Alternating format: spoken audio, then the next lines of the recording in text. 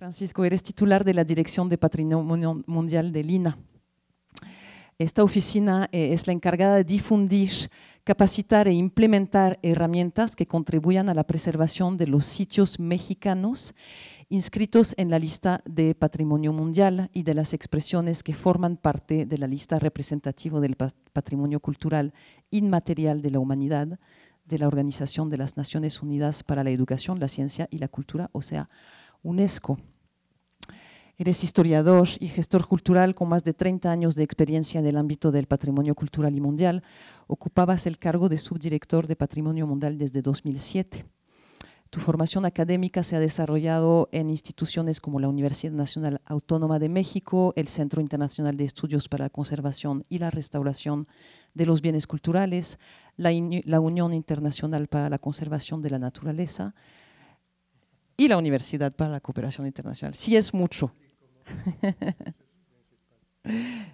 Y ya, lo dejamos aquí. Bueno, de verdad estamos muy agradecidos por tu presencia. Hoy vas a presentar esta ponencia titulada Paisaje Urbano Histórico, desafíos para su conservación. Antes que otra cosa, mil gracias por la invitación. Queridas Carmen, Alondra, Federico, y qué gusto encontrarme con queridas amistades como Mari también, como César Arias, que siempre está enojado conmigo, pero yo lo quiero harto mucho, César Arias. Bien, quienes ya vieron esta presentación, que habrá sido hace 2 años, Alondra, que vine a San Miguel invitado, y sin mentirles, lo que lamentablemente ya se está volviendo común para venir a San Miguel, hice 5 horas, estuve 5 horas parado en la carretera. La charla era a las 4 de la tarde, llegué a las 8:30 de la noche y me hicieron el favor de todavía estarme esperando para escucharla. Seré, por tanto, muy rápido, además ya están todos cansados. Gracias que me permitieron invertir el orden, pero venía yo llegando de Guanajuato, ha sido una semana bastante larga en temas patrimonialistas. Pues sí, ahora a mí me toca la otra parte a la que César justamente ve con tanto recelo y tiene mucha razón en muchos de estos temas, en el ámbito sobre todo del patrimonio natural. Pero déjenme darles el antecedente con San Miguel, de que San Miguel fue la última ciudad histórica que inscribió México en la lista del Patrimonio Mundial. E increíblemente lo que vamos a ver aquí, entre 2008 y 2011 empezó a haber cambios en muchas ideas. Si algo tiene la Convención del Patrimonio Mundial de la UNESCO de 72, es que es una convención, debemos de tenerlo claro, esencialmente monumentalista. El tema del emblema justo de la convención, y esa fue su principal aportación en 1972, que no se veía así, ese enlazar el patrimonio nacional con la obra del hombre, tratar de buscar un equilibrio que sigue costando 63 años después de adoptar esta convención, sigue costando mucho trabajo ese equilibrio, pero existe una categoría desde hace varios años. Todavía en 2008 no estaba plenamente trabajada la de bienes mixtos, porque yo sí recuerdo en tantas discusiones que hubo con las autoridades municipales, con el que era director de Patrimonio Mundial en ese momento en el INAH, de ver un poco más allá, de ver justamente lo que ahora esta recomendación ha puesto en el ojo desde 2011, el paisaje urbano histórico, pero también el paisaje de entornos y el paisaje rural, si vamos más allá, como es el caso. Desde luego está concebido mucho, insisto, desde el ámbito monumentalista y de ciudades urbanas, ¿no? Pero en el caso como el de San Miguel, el tema del paisaje de entornos y el paisaje rural en torno a la ciudad monumental Ahora son prioritarios. No se puede hacer una inscripción en la lista sin tomar en cuenta eso y tampoco sin tomar en cuenta algo que también en 2008 todavía el Comité del Patrimonio Mundial, la misma convención, no tomaba en cuenta a las comunidades. Eran decisiones de gobierno, se inscribían los sitios, así están la mayoría de los sitios en México y en el mundo inscritos. A partir de 2010 para acá es donde ya con más fuerza se empieza a trabajar y ahora no hay una inscripción en la lista del Patrimonio Mundial que no sea aceptada si no ha habido consenso con las comunidades involucradas. Yo les puedo dar el ejemplo ahorita. Estamos muy contentos, también para mí fue un orgullo lograrlo, la ruta wixárika por los sitios sagrados a Wirikuta es un trabajo, a mí me llevó 20 años, a la gente que estaba detrás les llevó 30, pero fue una inscripción surgida de las comunidades wixárikas, no del gobierno. Ellos fueron los que fueron diciendo qué sitios, en cuánto tiempo se iba avanzando en qué. Había las reuniones de los consejos de ancianos, las reuniones del Consejo Regional, las reuniones de la Unión Regional, aunque la Unión Regional ahora, mientras estábamos inscribiendo en París a la ruta, sacó un desplegado protestando por la inscripción, diciendo que no se les había consultado. Están todos los documentos del Consejo y la Unión de la mano pidiendo al gobierno de México la inscripción desde hace muchos años con anteriores presidentes y lamentablemente en este ámbito siempre hay diversos puntos de vista, pero lamentablemente en el caso de la Unión Regional Wixárika, los que protestaron son los que están ligados con las mineras en Wirikuta, a los que las mineras les han pagado y tiene que ver en parte Real de 14, en fin, son problemáticas que conocer muy bien ese trabajo, igual que César, con las comunidades originarias es de otro ritmo de trabajo, no como estos casos. Bueno, voy a ser breve, más bien ir haciendo comentarios.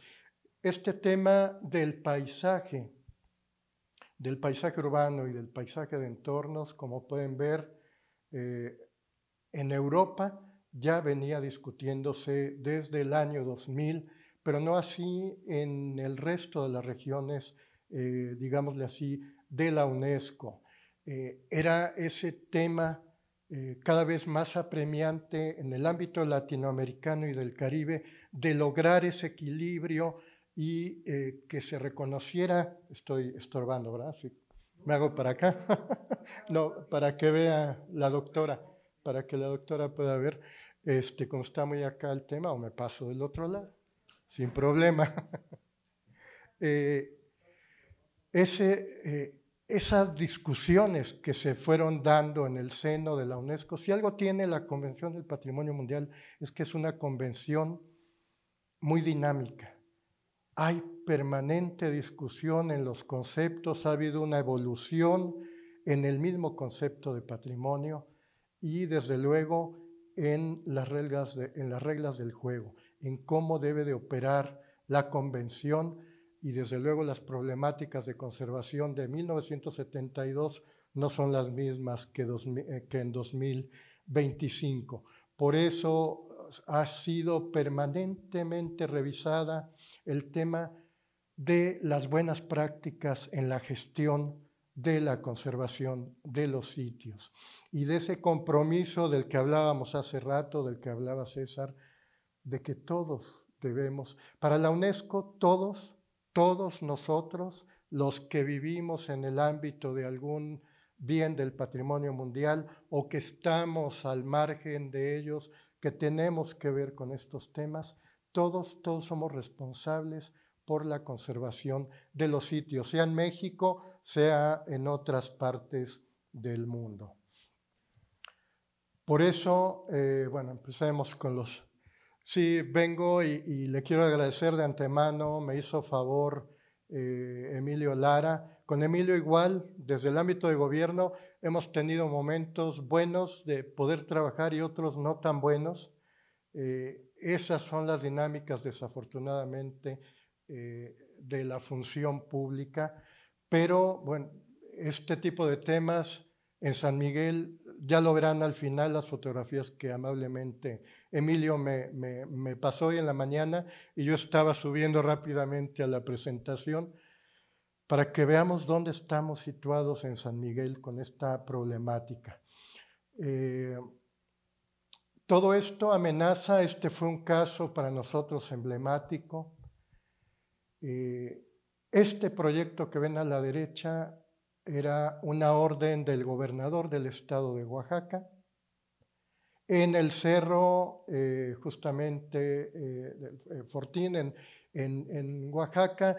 Para que tengan idea, los que conozcan Oaxaca, el cerro que tiene hasta arriba el famoso paraguas donde se realiza la Guelaguetza, es justamente este cerro, y este era el proyecto, entre comillas, cultural que el gobernador del estado quería hacer. Imagínense el impacto. Bueno, allá está, allá pueden ver el paraguas del auditorio de la Guelaguetza.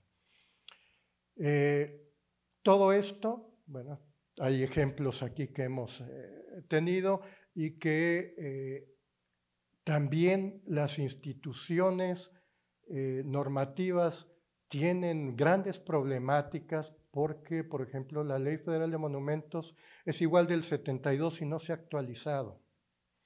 Y las problemáticas son distintas. En el caso de Coppel, si recuerdan, lo único que el Centro INA Guanajuato pudo hacer es evitar que se fuera más arriba el edificio, más bien que el estacionamiento fuera subterráneo, y tratar de dar una imagen no tan agresiva al entorno en una parte que lamentablemente está fuera de los perímetros de protección tanto del sitio Patrimonio Mundial como de la zona de monumentos históricos.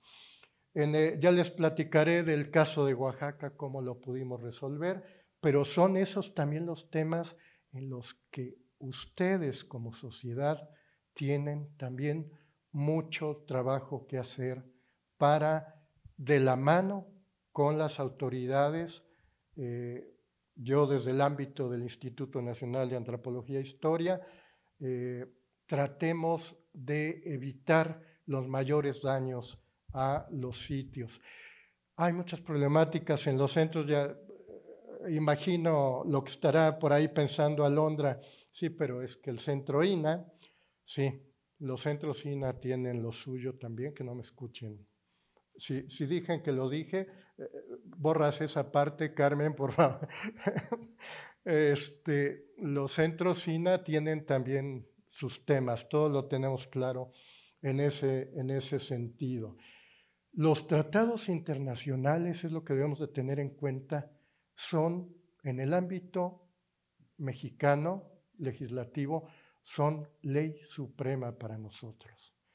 Jamás por encima de la constitución política, pero sí por encima de las leyes nacionales. Entonces, esta convención, como las otras culturales de la UNESCO, tenemos todas las autoridades en los 3 órdenes de gobierno de acatarlas, y para eso ustedes son fundamentales. Vean temas que han surgido esto enfrente de Cartagena de Indias.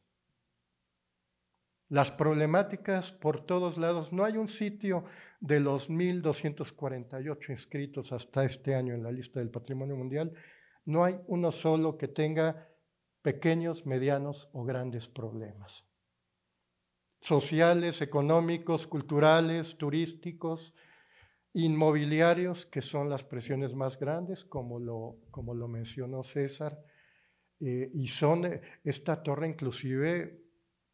Obvio, nunca se dijo, pero el tema detrás de una torre de esa magnitud y en pleno perímetro, afuera del perímetro de protección de Cartagena, que vean cómo, aquí es para señalar, ¿no? ¿Cuál es la de señalar?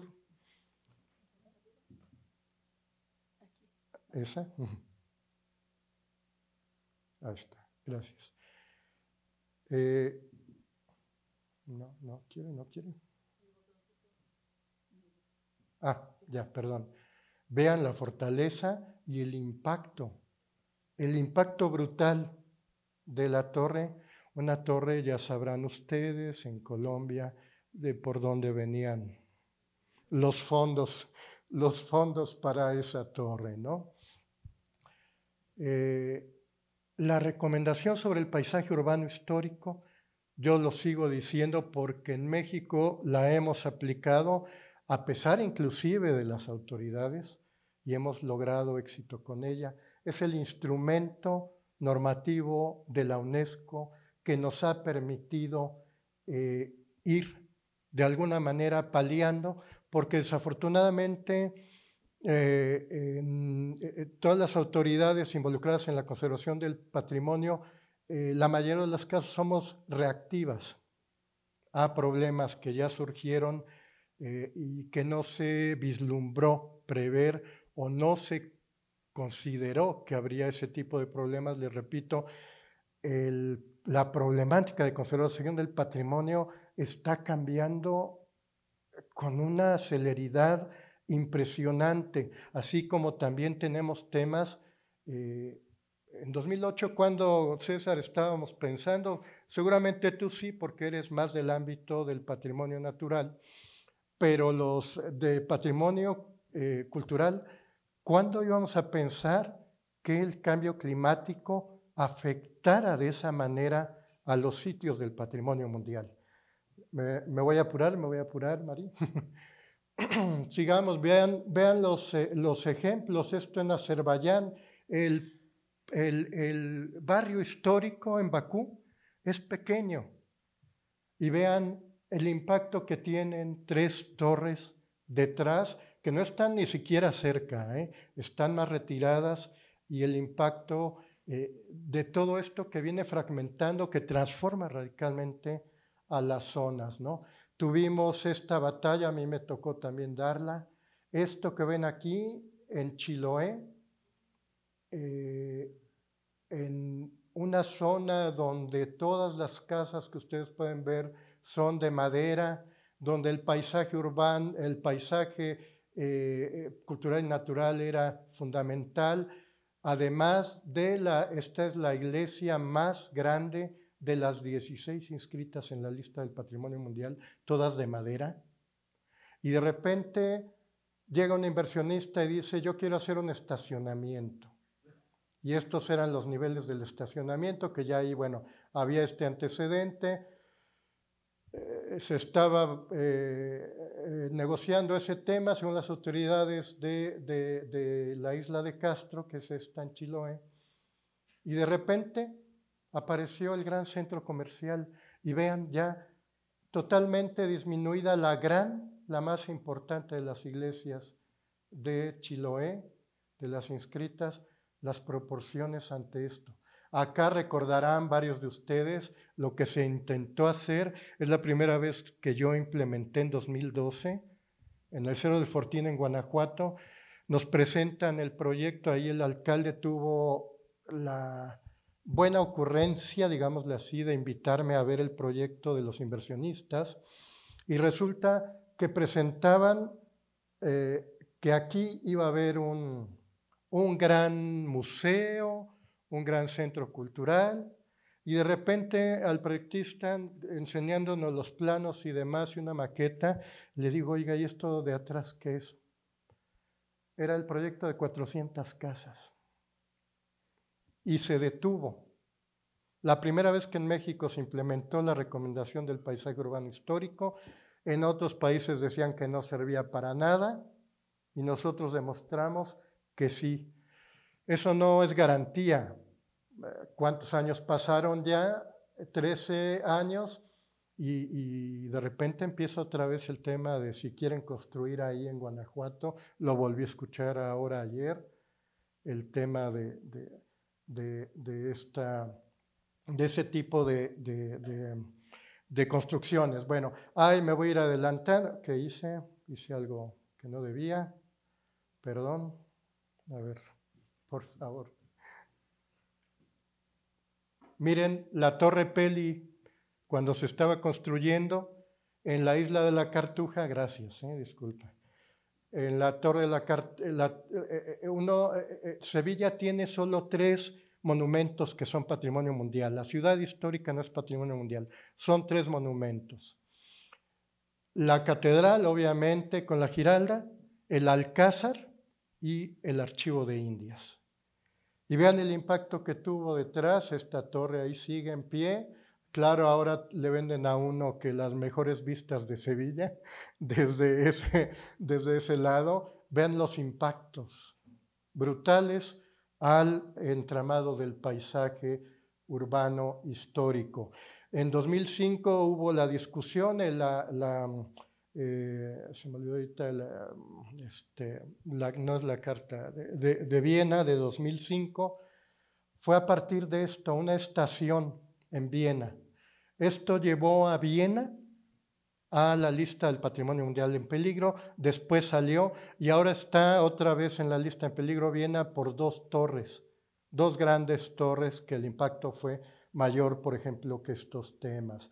Igual pasa la más importante catedral gótica de Europa, la de Colonia en Alemania también, y vean el impacto de la gran línea la gran estación de ferrocarriles.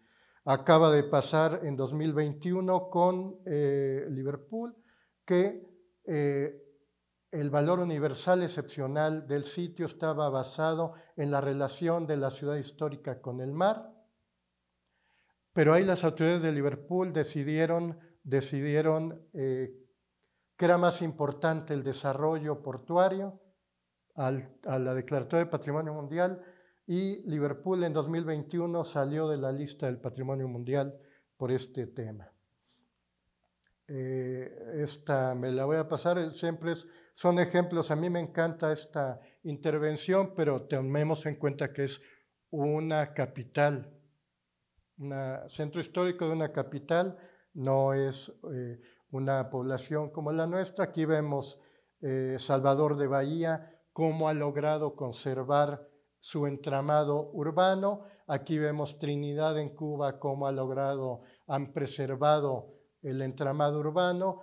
La Antigua, ahorita les enseñaré las comparaciones. La Antigua Guatemala, yo tuve la fortuna de vivir ahí un tiempo y pese al Consejo de Monumentos, a veces el Consejo de Monumentos mismos tiene autoridades más benévolas para ir haciendo destrozos. El problema con la Antigua no es el entramado urbano, sino las destrucciones internas que está habiendo en las casas.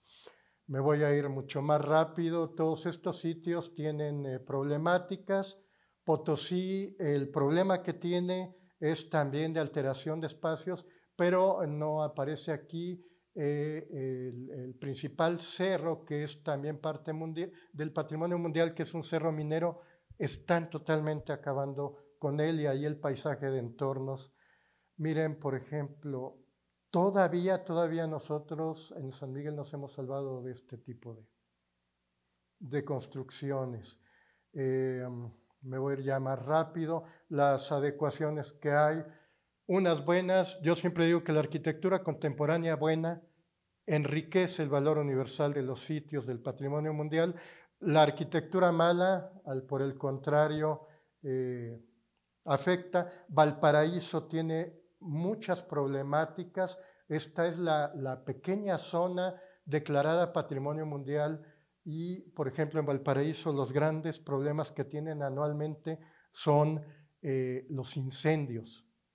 Y Valparaíso, el centro histórico declarado Patrimonio Mundial, las casas son de madera. Son muchas problemáticas. Bueno, esta foto obviamente ya es vieja. Tenemos fotos todavía, recordarán primos, César, fotos maravillosas cuando todo esto no existía en San Miguel, ¿no?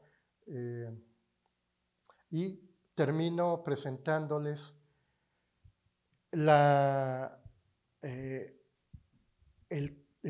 ¿cómo decirle? Se me fue la palabra. La destrucción hormiga, no tan hormiga, que está viviendo San Miguel permanentemente y que, como dice César, todo esto repercute temas del agua, por ejemplo, y muchos otros temas inherentes al paisaje urbano histórico, al paisaje de entornos de San Miguel. Es permanente, por todos lados está habiendo este descontrol en el cambio de fisonomía de San Miguel.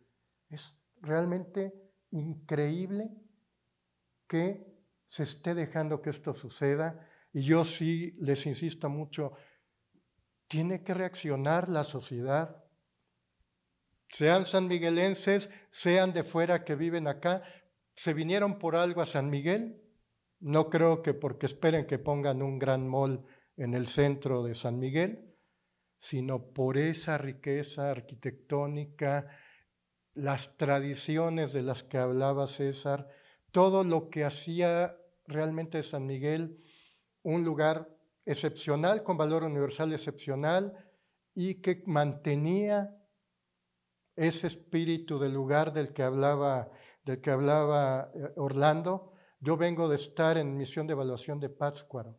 Pátzcuaro, tú la conoces bien, César, tiene ese espíritu del lugar, pese a que tiene problemas también grandes, Pátzcuaro, y no la postulación no es de un centro histórico, ya no podemos inscribir centros históricos, sino un sitio de memoria en torno a 5 edificios que tuvieron que ver con la gran labor de Vasco de Quiroga. Ya voy, María,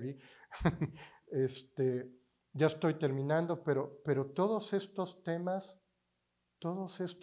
en San Miguel se están permitiendo sin mayor problema y están alterando. Esto no es arquitectura reversible, para nada. Aquí no hay nada de ese tema. Los impactos visuales. Presumíamos, yo recuerdo chico, los golpes de vista. Olvidémonos ya de los golpes de vista, ¿no? No existen. Ya no existen. Bueno, sí existen, pero de otra manera. De otra manera existen ahora tristemente esos golpes de vista y por todos lados. Agregados. Modificaciones de vanos, hasta las rejas, ¿no? que usan. No debo yo estar criticando a la gente vive en su casa como puede y como quiere, pero no hay una coherencia, no hay una política de conservación de la ciudad.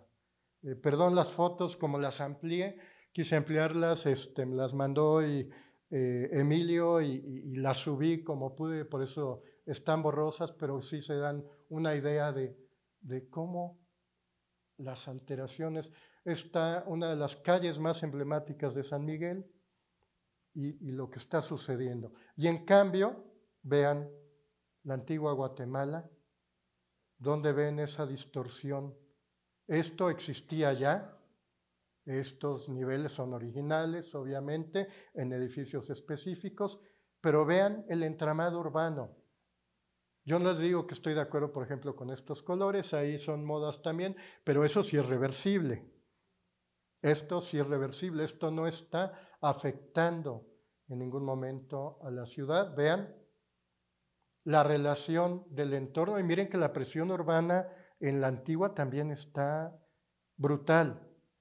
Pero ha habido conciencia, hay mucha gente de dinero allá, muchos empresarios que contribuyen a que la ciudad permanezca. Tiene, por el contrario, otros problemas. Es como San Miguel, todos los fines de semana, antes de Ciudad de Guatemala a la antigua, uno hacía media hora, 45 minutos. Ahora puede uno hacer 2 horas, 2 horas y media, por el tránsito desde la salida de la avenida Roosevelt en Ciudad de Guatemala para llegar a la antigua, fácilmente 2 horas, 2 horas y media, pero en el tema de la conservación del sitio, díganme ustedes dónde está lo que estamos viendo tristemente en San Miguel.